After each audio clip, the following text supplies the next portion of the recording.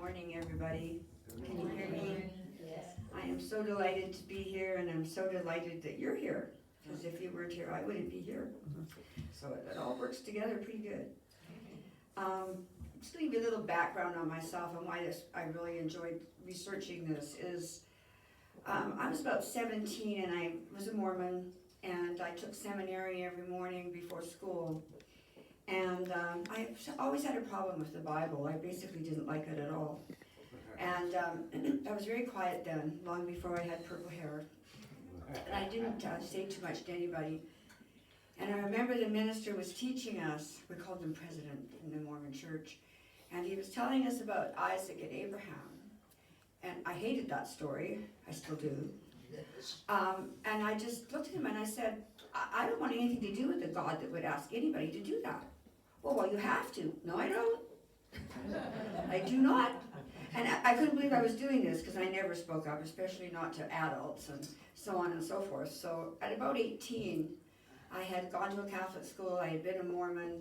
I decided they were all crazy because the Catholics were telling me the Mormons were going to hell, and the Mormons were telling me the Catholics were going to hell. And I was very blessed because I didn't have a good home life at all. And both of these people embraced me. The nuns were wonderful to me, and the church people were wonderful to me. So I thought there had to be something wrong, something really wrong. So I just kind of let everybody go. I wasn't interested. And then, as everyone knows, I found Louise Hay, not knowing there was a Ernest Holmes, not knowing there was a religion or an organization or anything that was affiliated with that thought process. I just thought she was a really smart lady, which she was. And I just loved everything in that book, and I lived it. And my daughter lived it, and it changed all of our lives immensely, that You Can Heal Your Life. So consequently, when I found out that there was a metaphysical interpretation of all these things in the Bible, I was excited, because maybe I could like God after all, if I really tried. So that's how I really got on this path where I wanted a religion that embraced everybody. And so the first thing I did was find Reiki. And I became a Reiki master, as did my husband. And so I was wowed. There was some Jewish people there, and there was some Catholics, and there was a little bit of everybody, and everybody liked everybody, and I really liked that. That was before I found Louise Hay. So there are more than 4,200 religions on the planet. It would be tragic if only one was the one. What about the ones that aren't the one? I love that Ernest Holmes got that. And he decided to build a spiritual organization that is all-inclusive. A beloved spiritual man who saw the energy of good in all things, including religion. He had incredible foresight. For myself, I often truly wondered what CSL philosophy stood on Easter and stood on Christ in general.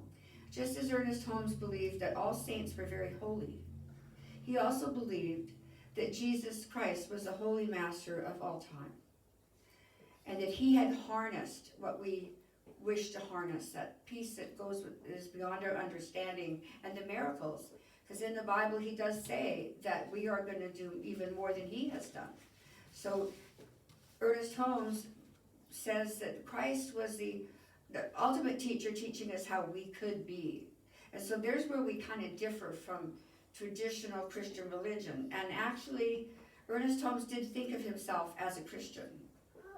And his quotes are much more of Jesus than any other great master in the science of mind.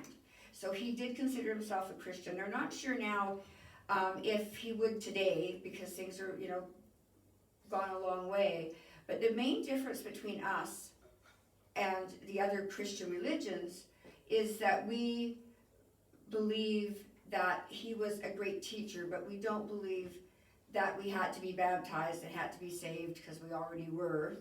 And in the Nicene Creed, that's mainly our main difference. Most Christian religions embrace that, and that's saying that Christ was the only begotten Son of God, which of course we believe we all are divine people of God. So that's the big difference, that really is. Other than that, all of Christ's teachings are actually part of science of mind. They're the same. And so Ernest Holmes does honor saints and great masters, Christ, Buddha, Muhammad. He revered Christ Jesus and maintained that all the amazing things that Christ did were valid. Ernest Holmes never denied the divinity of Christ. The main difference is he was the Nicene Creed, as I said. We do not believe that he was the only begotten Son or the only divine one. We are all divine ones. We do not believe we need baptism to be saved, as we already are. So today is Easter Sunday, and I always did wonder what exactly a lot of the symbolisms meant and the analogies meant. And to start with baptism, baptism is letting go of the old and washing away the past and rising to Christ consciousness. That's what Ernest Holmes says that baptism is. And of course, for centuries, virtually every culture considers water as cleansing, and also water of life in general, because we can't live without it. And so it's a very important symbol. It was written that Jesus was crucified and rose again. He exemplified the immortality of the soul through his crucifixion and resurrection. Whether we believe the story or not, even metaphorically, it is well taken by all who listen and contemplate its meaning. Ernest Holmes writes, "Our conclusion is not that dead men live again, but that living men never die." Knowing this changes everything about our life here on earth. We are not mortals waiting to be immortal in some far-off place. We are already immortal. To me, this is the truth. And so today, this is not written by me, by the way. And so today I speak my word for myself and for each and every person seeking to rise to a higher consciousness of awareness and know their immortality. Today I celebrate the risen Christ within me. God is eternal. I rise with the Christ consciousness. And this is what Ernest Holmes wrote. Within myself is that which is perfect, that which is complete, that which is divine, that which was never born and cannot die, that which lives, which is God, the eternal reality. Within myself is peace, poise, power, wholeness, and happiness.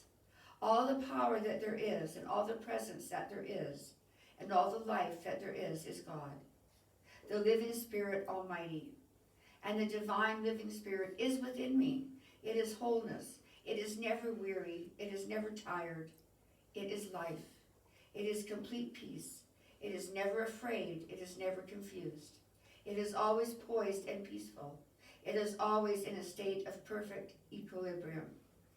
And this analogy I never really thought of before, but Ernest is saying that we need the tomb. And that what that represents is the crucifixion represents the struggles in life. And the tomb represents going within and going to that quiet place to remember who you are. And then the removal of the stone in front of the tomb represents enlightenment, that the light is back.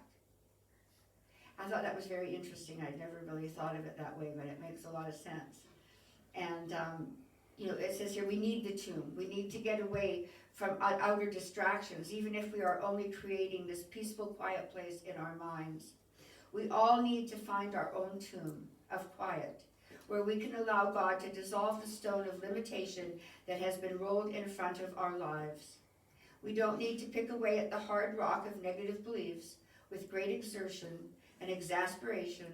A sufficient realization of the presence of God will dissipate that stone, as it must be dissipated before the sun. And that's what Dr. Holmes said.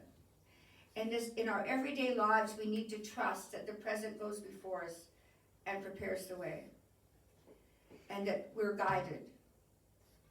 Affirmative prayer was designed to help us get to that consciousness that allows the faith, this flow of good, but eventually it must take us beyond words into a continual knowing, the kind of knowing that comes with feelings of God's presence as a truth within ourselves.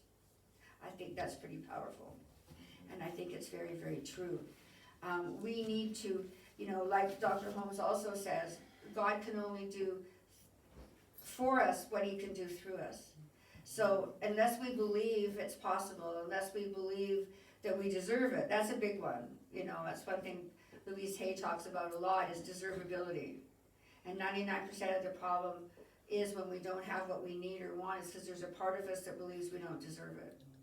And that's what affirmative prayer is all about. It's convincing ourselves. And that's what Louise Hay is all about. She did it in affirmations. So it was very non-religious in a sense. It was done her books are done in a way that anybody can embrace them, and it's not, you know, telling you to believe any which way, which science of mind doesn't anyway. But that's what I loved about them. It was telling me I could love myself. I never really thought of that concept because I spent most of my life being told I wasn't very lovable. So, you know, it takes a lot to get past that, but you can. Everybody can. And that's what I love about it. And this is a little piece written by Cynthia O'Selly. She's a minister. For a seed to achieve its greatest expression, it must come completely undone. The shell cracks, its insides come out, and everything changes. To someone who doesn't understand growth, it could look like complete destruction. And isn't that true? We really have to really kind of turn ourselves inside out to become who we really are and who we were always meant to be. It's growth at its highest level and new life, new birth, and that's what Easter is about. And like Kamakea said too, all cultures have celebrated something in this time of rebirth, regrowth, you know, and we can too. It's a time for us to really contemplate how our life is it going the way we want it to go? If it isn't, then maybe we need to change something. And if it is, keep on trucking. You know, you're being guided, you're in the right path. You know, I always say that when I do readings for people. They'll say, well, you know, you said this. I said, yeah, well, this is how it is. When I do a reading for someone, I am telling you what I see in your future if you keep doing what you're doing. If you don't like the end, then maybe you want to change the moment. And it's true, like everybody has free will. Readings are never cut in stone. You know, they're a way to find out things that might be going to happen in your life if nothing changes. But we can always change. We can always become better, more loving, more Christ consciousness, all of those things. We can change that any time we want.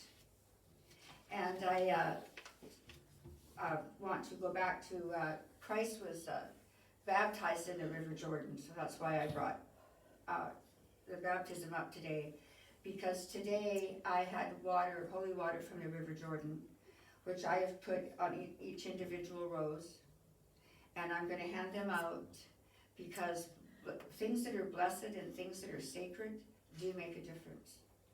Years ago, Wayne Dyer was given a holy book by a very holy master, and he said to the master, I'll read it as soon as I can, and he said, no, you never need to read it.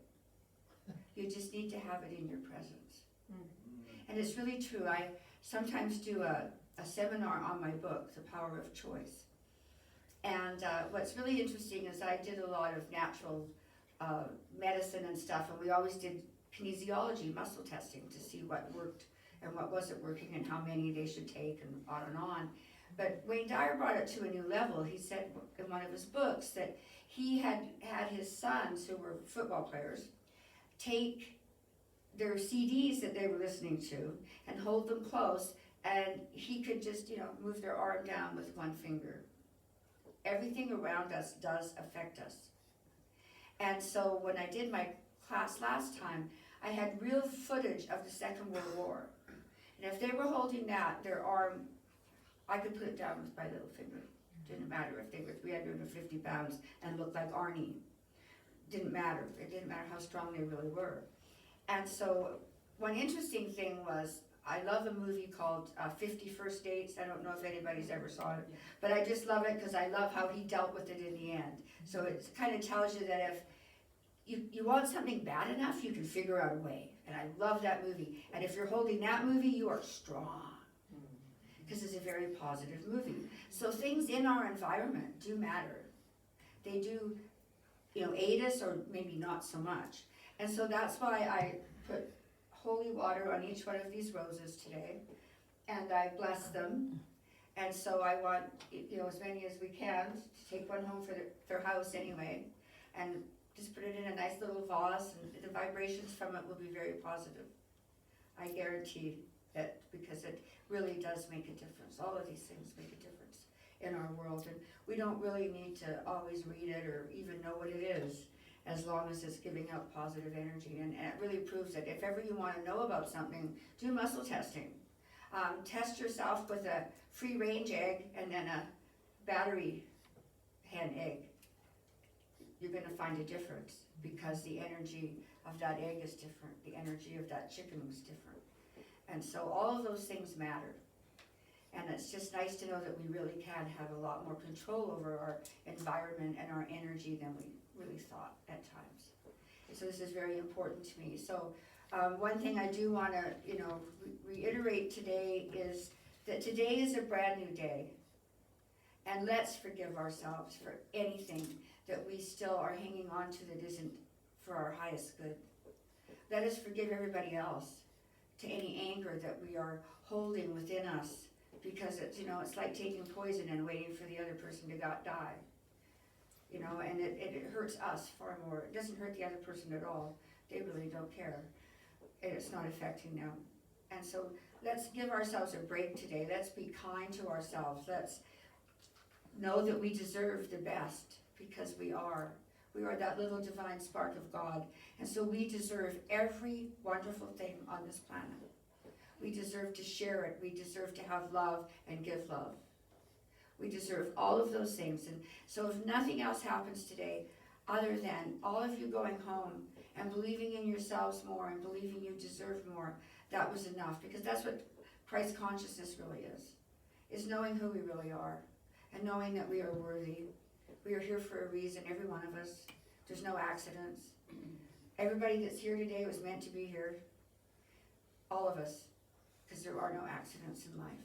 So I want you to leave today knowing that and holding that in your heart, that you matter, that you are important, and find that Christ consciousness rising within us, each and every one of us.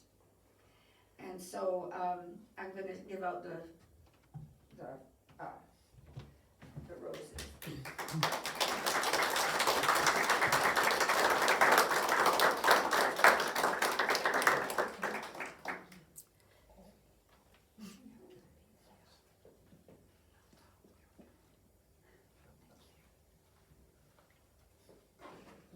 But yes, every time.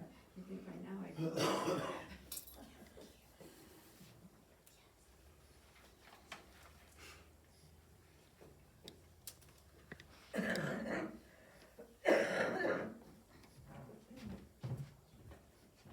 Wow, that was powerful. It's still powerful. It's echoing through me. Thank you so much, Denise. Another round of applause for Denise. Thank you. She is magnificent. She has so many great stories.